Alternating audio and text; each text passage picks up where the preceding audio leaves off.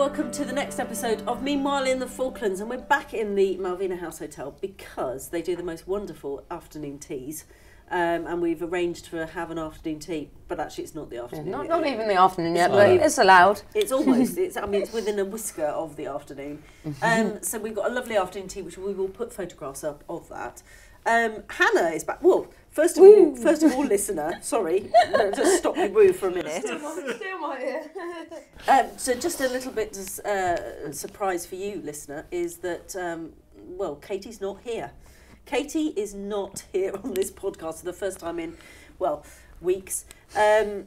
So I'm not sure what she's doing today, but we're joined here by Steve Foams, who is actually on the programme this week. I am, yes. He's waving at us, even though this is a podcast. For the benefit of the tape, Steve just waved to you. Yes. And Hannah, you're back from your travels. You can woo now. Woohoo! We're all back. So Hannah, let's just start. I mean, let's address the elephant in the room, which is your trip to the South Georgia. You had a fantastic time. I did. It was absolutely fantastic. I came back on Monday. I've been at sea for 8 days there, four there, 4 back, 5 days in South Georgia, and it was fantastic. The weather was really good. Penguins, fur seals, so many fur seals that you have to take a bodgy walking stick. We call it a bodgy stick. Because bodgy stick. A bodger. Because the fur seals will come up to you and you're walking around and they will...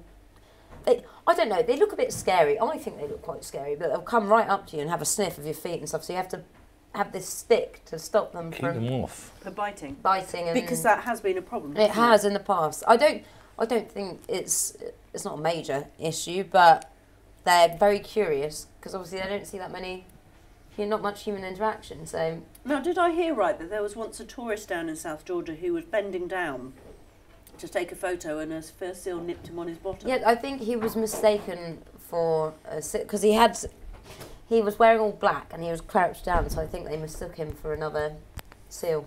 But, yes. But there is quite a lot of strict rules about how close you can get to the wildlife and things like that, and you have these bodgy walking sticks to kind of get them away. But they're a bit like puppies. Do you know, they'll come right up to you and have a look and have a good old sniff and make a lot of noise, but I think bark's worse than their bite. Because you never know actually when they're going to just take a bite. But there's loads of them. They go around in packs. It's quite interesting. You'd be shocked when you go, even when you take the Zodiac from the boat. I was on the Farrows, take the Zodiac when we're landing. As soon as the boat pulls up, they're all in the water trying to have a look. Yeah, it's quite like shocking. Interesting though. So what else did you see? What other wildlife are there? I saw elephant seals, I saw lots of penguins, I saw wandering albatross, which were really cool. I think 6 foot 8, yeah, 8 biggest, foot. Yeah, biggest they're the biggest albatross. albatross, aren't they? But my favourite place must have been, well, it's got to be St Andrews Bay, where you step off. There's tons of fur seals, which were nice, but didn't steal the show for me. And you go over and they've got king penguin colony, where there's just thousands and thousands of them everywhere you look, with the backdrop of the snowy mountains and things. For the benefit of the tape, Hannah was just... I know, I'm doing a lot of gesturing as well. Yeah, gestured her hands all over the place. Yeah. But it was great seeing it on that scale. I don't think I ever imagined it to be that vast, that amount of penguins. Because you see lots of penguins here and stuff like that, but seeing it in South Georgia with the backdrops, amazing, absolutely amazing. The wandering albatross sounds quite good. I'm sure they were banned in the 80s, actually. But chish. This is why we have Steve in the podcast. Yeah, I didn't understand am I too young for the joke? I can't remember what group was it that did albatross. Oh, not Fleetwood Mac. It was Steely Dan. No. I'm sure it was Fleetwood Mac. Mac. Anyway, if you know, listener. Yeah, it was Fleetwood Mac. If you know the answer, listener, write in. News at fitv.co.uk. Let's have some interaction with you. That could be the question of the week. It could be. Yes. Because we can't remember what it is. Anyway, while Hannah was busy, were you seasick? No. No. I was okay. I had seasickness band, so it was okay. But I did have a naughty gin hangover one day on the way back. But apart from that... A naughty gin hangover, which wasn't seasickness, it was just a gin hangover, I think. Copious amounts of din on the Faroes. So while Hannah was on the Faroes, Steve had to be the other part, because I was on my own. All on my own. Oh. Yeah, thank you. No, you can't sing. Copyright. That's going to have to be dipped, isn't it? No, I was all on my own. And so Steve was commandeered to come and help me film the Horticultural Show. Dragged off the street, I was. Oh. Which is always my favourite thing to film, actually. I do like the Horticultural Show. Your friend Clara was there. Oh, she's my favourite. Yeah. She's a great lady, isn't she? Absolutely Did you have fantastic. lots of jams in? She did have some jams in and various other things. Sorry, Clara Mackay, for anyone who's listening, is an elderly lady who is the most wonderful. I think she's in the late 90s now, isn't she? No stick.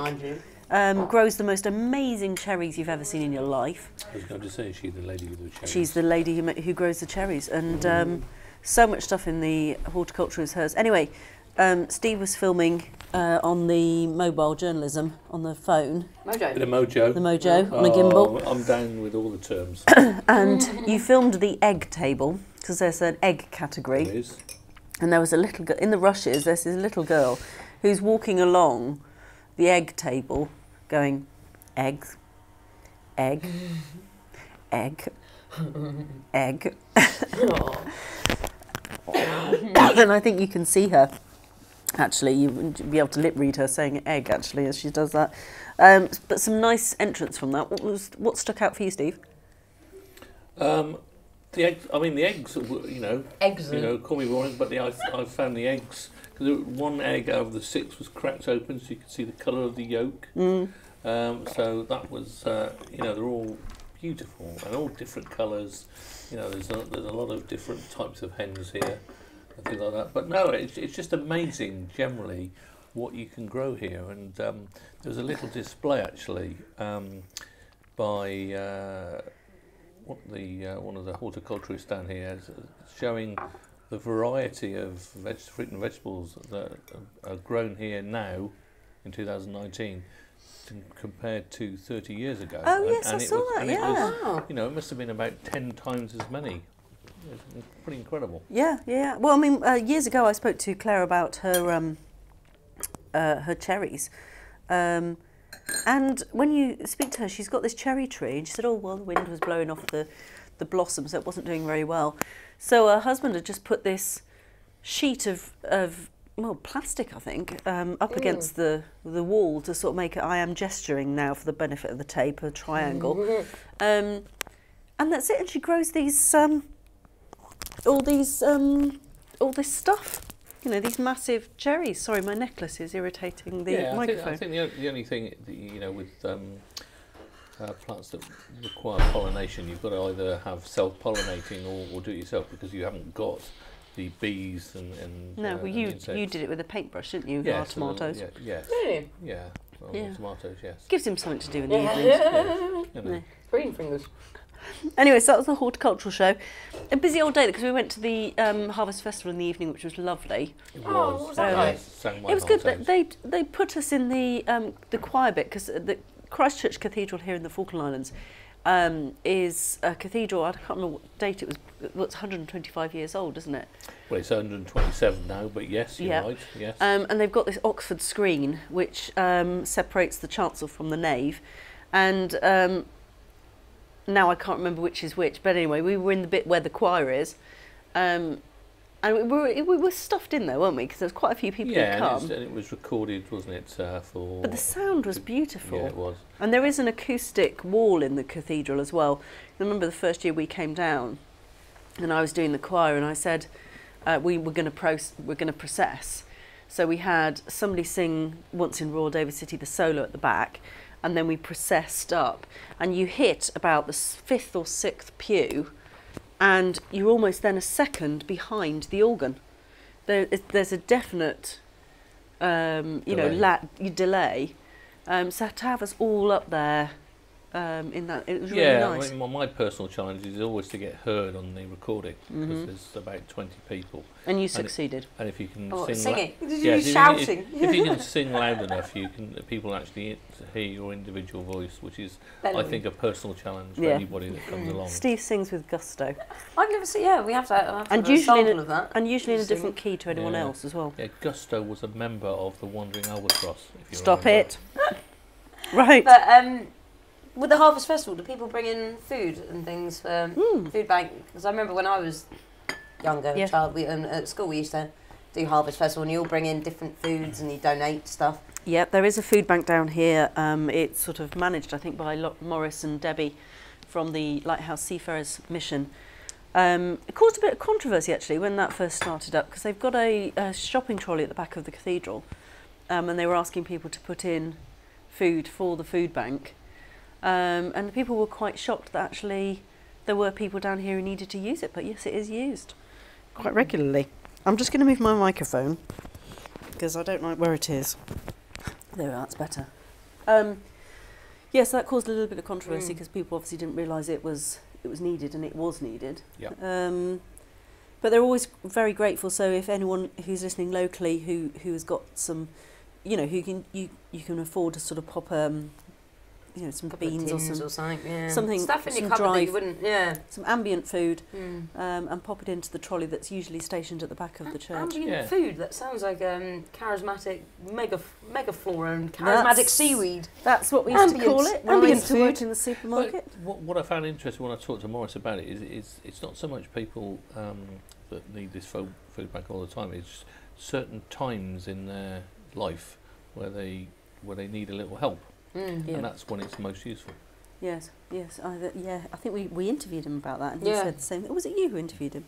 I can't maybe. Well, the big story in the Falkland Islands this week is the fact that there's no boxed tissues to be seen anywhere. That's because FITV have them all. We've got stockpiled all the boxed tissues. It's seriously, that's because there's been so many bugs going round, hasn't there? There's been flu. And colds and stuff like that. So clearly everyone's been buying all the tissues in the ship. When's the next ship in? Do you know, Steve? No, but I do know, I would suggest about 1 in 3 people have got this cold or a bug at the moment in Stanley. Oh, God. Yeah. I've been lucky. I've managed to avoid it. Well, that's as of yet. Well, going to South Georgia for 2 weeks. That'll do it, wouldn't it? Yeah. You just went to use the phone later this afternoon. I know. Paula's infected it all. Yeah, so luckily we had a visitor to the office this afternoon because I put on Facebook that there were no tissues to be had anywhere in Stanley, and somebody bought me a box of tissues this morning. Very sweet. Personally, I think the bigger news than the tissues is the lack of Stilton. Oh, I know! So they've got these beautiful broccolis in one of the supermarkets, the Chandlery, let's just say it. In the Chandlery, they've got these gorgeous broccoli. So I said, we'll make broccoli and Stilton soup. No Stilton to be had on the islands. No. That's the other thing. So it's a bit of a broccoli and double Gloucester soup. Sounds interesting. Yeah, I don't know what that's going to be like. No idea how that's going to turn experimental. out. Yeah, experimental, yes. Could be amazing, possibly not. So you were on the news this week. Oh, yes. Reading the news. How did you feel? It was, what was nice is that I was, for the first time, even after 8 years, on the sofa with my lovely wife, which has never happened before. Occasionally I get drafted in, usually when people have gone down with the lurgy or various, and I'm on my own. Obviously there's the now infamous hot cross buns 53 takes incident. But it was nice. I did feel a little bit like Eamon Holmes on the sofa there with, you being obviously Ruth Langford. Yeah, it's fun. It's fun, but it's a definite skill. I mean, it is such a skill to go and present. I was going to say, did you think it was going to be more straightforward? Because there's actually a lot more to it than meets the eye. I think people sometimes think you just sit in front of a sofa and read. Yeah. But it's not. You've got to your pitch, the way you say your sentences and things like that. I mean, fortunately, we don't go out live, which is fantastic from my point of view, because the number of times I've fluffed. Hey, you're not alone there, Steve. We've all been there. Been there, done that. Yeah. Almost every week, I'm glad we don't go out live because. I'm sure I'll make the bloopers at the end of the year. Sorry, my microphone's fallen off. So I'm having problems there. But anyway, yes, it's glad we don't go live. So the other thing we filmed obviously was the table tennis. Again, took part in that, made the plate final. Now, what surprised me, because I thought table tennis like went up to. Oh, this will please listener. I think his name's Stephen, who likes to hear about sport. I was surprised that they've changed the rules of table tennis, and that's an awful lot quicker. Oh, crikey! The games are. Yeah, no, I last played table tennis when I was 15, and let's just say that was a long while ago. And used to play 21, and used to have 5 serves each, and then swap over to serve, and you had to serve from one court to the other. Now, completely different. 2 serves each. 11 is the first to 11, or 2 clear points. It's a much quicker game. Why have they changed the rules?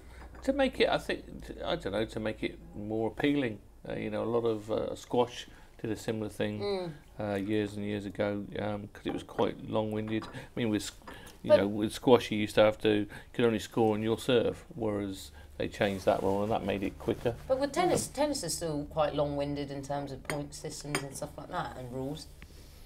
Yeah, I'm surprised they haven't tried to update that into something a bit quicker. Yeah, I mean, in some respects they have it because some of the men's finals now is only 3 sets, aren't they? These used to be 5. Yeah.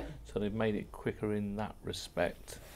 But yeah, no, all racket sports they're trying to make more appealing by tweaking the rules, basically. Yeah. Well, we're coming into winter here in the Falkland Islands, so that means the dart season will be opening soon. And I've said this every single year, FITV need to have an FITV darts team. I'll have you know, I'm very good at darts. Yeah, no, that would be good, yes. I was playing darts on the Faroes, actually. They had a magnetic darts board, and obviously the boat's going like this. Would be... It was quite interesting, to say the least. So, can I ask if we can have an FITV darts board up in the office? Oh, that would be good. We may. I don't know if it's possible, but we could have FITV flights made. Ooh. So we have our own FITV flights on the end of the darts. Gosh, that would be cool. That would make us a lot more professional. Anyway, it was a few years ago. Obviously, FITV do film the bigger darts matches, and I think it was the Governor's Cup a few years ago. It starts around about sort of 8-9 o'clock, and it can go on to the early hours of the morning. In length, and I used to sit there and think, oh, this is awful, this is darts. But actually, you go down there, it's really interesting. It's a very sociable thing as well, darts. I think. But the place where you can buy darts down here in the Falklands is the FIC, at Home Living, I think, or Home Builder, one of the two. And they used to have somebody who worked there who would not, if you went in to buy darts, they would not let you leave unless they were satisfied you had the right darts for you. Really? Yeah, because it's not a case of just going in going, yeah, I'll have those and I'll have those. It's to do with weights and stuff as well, isn't it? It's weight. They twist, some of them are twisty ones, some of the flights twist round at the back. Yeah. And it's the sister company of Phones for You, isn't it? Darts for You, I think. Is that a joke? Right, so... Another cut there, I think. No, we'll leave that one in. Yes, so darts is a big thing down here, and actually, if you're listening to this down here and you think, darts, no, go along to one of the pubs, because they all have their own teams in the pubs. Go along to one of the pubs, go and have a watch. It is not as boring as you think it is. And secondly, oh my goodness, the maths involved in it. Yeah. It's mentally stimulating as well. There's lots of different rules as well. You can do round the clock. There's loads of different formats of how you can... Well, some of them you have to start off with a double. Some of them you can just go straight in. You've got to check out with a double, haven't you? I think on all of them. Yes. Yeah. Some of them are double starts, but... Yeah. Yes. There's slightly... Some of the rules are slightly different. Yeah. But yes, you do have to check out with a double. But what I've found down here... Sorry, that's an email come through, which I'll probably have to silence because it's probably copyright. The thing about what I found down here is that if you are interested in taking up darts, you've only got any pub that you walk into and there'll be a good darts player down there, and you have a word with them, they'll all be so pleased to speak to you about darts and you know, and give you advice on what to do. Especially, because not to sound awful, but it's trying to get younger people interested in playing darts is quite difficult. It's a so they're trying to actually encourage young people to play. Yeah. Well, there's a number of the guys here, in particular, used to compete in the World Championships. Oh, yeah, I Really? heard that. Yeah, I'd heard some that. seriously good dart players down here. Yeah. Seriously good dart players. Let's have a shout out for Toot Ford, who is a fabulous darts player. Yeah, Lenny Ford as well. And can I just say, Toot Ford, also, listener, if you're down here near Christmas and you go to the shearing competition, which is at the FIDF Hall, usually around the 29th of December, Toot Ford sometimes does the commentary for that, and he is brilliant.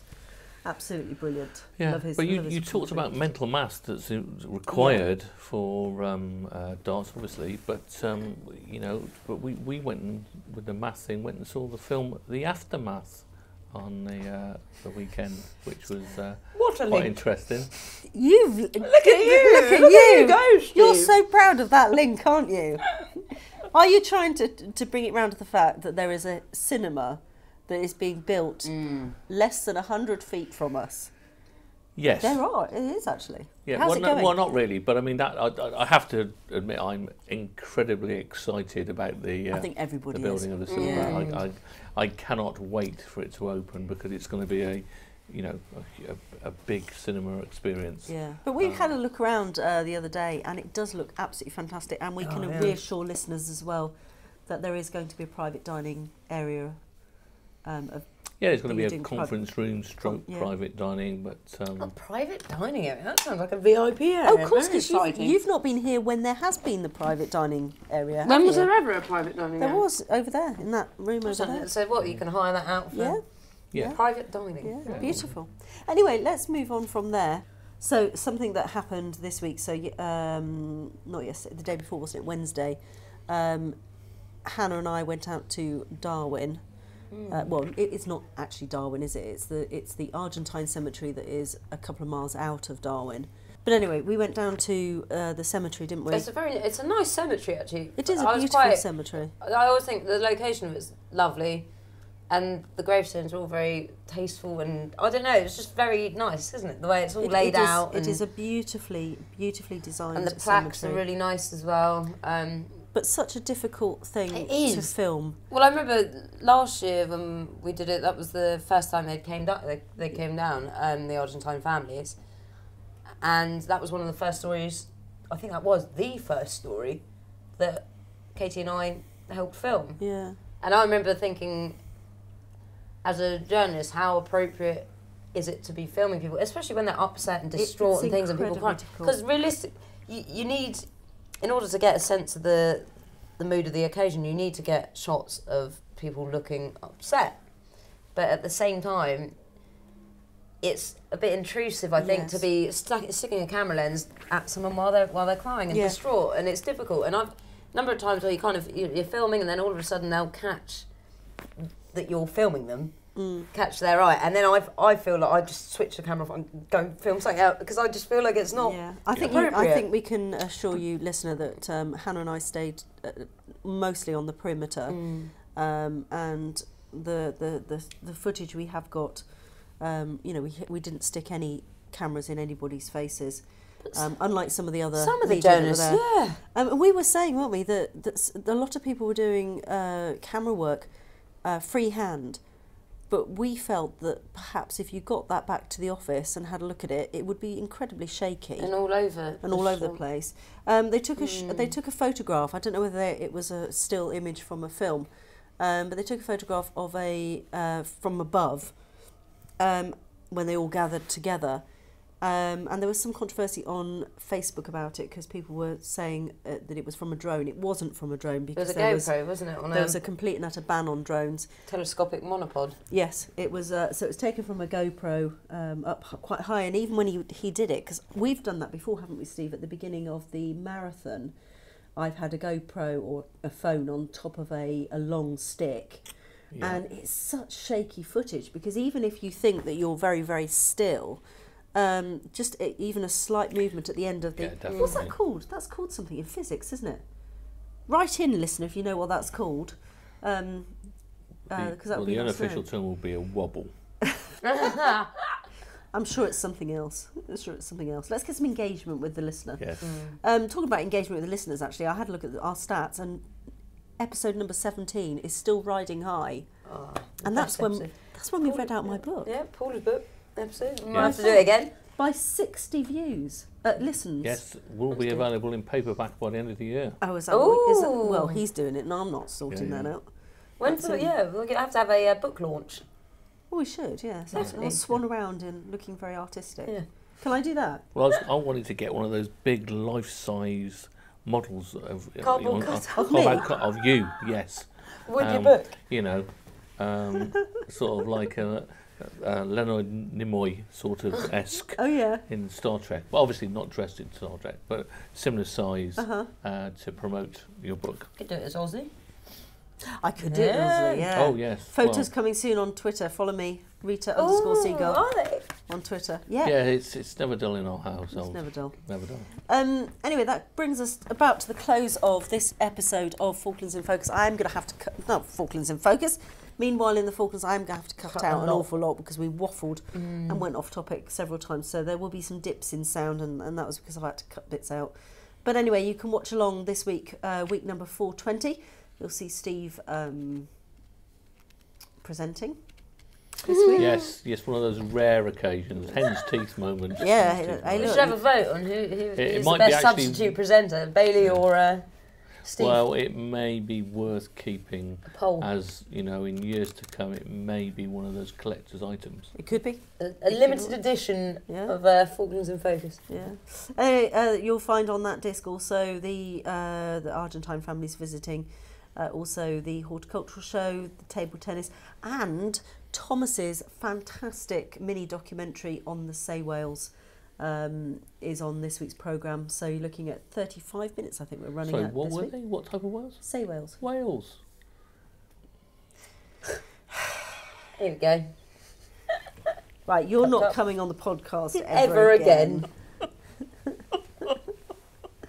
Right, log on to fitv.co.fk to subscribe. You can only subscribe for a month or a year, but you know, look, for a year it's 60 quid. It's nothing. It's fantastic. But obviously we're still having issues between with the automatic generation of passwords. So you'll get a personal email from me with a manually generated password that you could make up whatever you like as the password. I could. Yeah, I could actually. Yeah, I could actually. Secret password. I don't. I get it to generate itself, and then I have problems deciding whether it's a number 1 or a capital I. So anyway, yes. So join us next week. Thank you. Thanks. Bye now. Bye.